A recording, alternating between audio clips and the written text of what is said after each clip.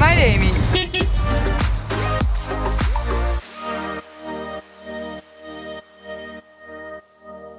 Ja, je bent hier op bezoek bij de modelvliegclub Dokkum.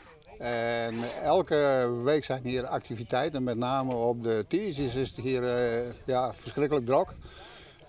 Trouw de week dan is het, nou ja, afhankelijk van het waar, is er nog wel eens 1 of 2 die aan het oefenen zijn. Maar Tiesje dan nemen we dat dus de Grieze Harenclub. En dan kan je hier wel 20 man verwachten. En wij zijn dus bezig met ons hobby en dat is modelvliegen.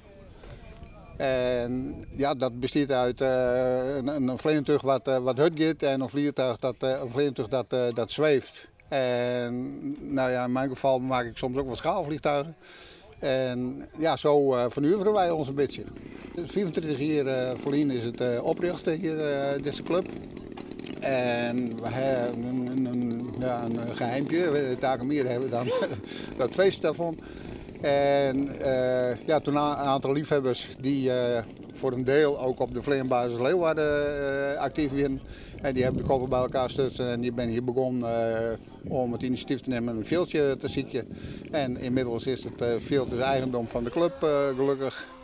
En alle weken lol tot en met de winter en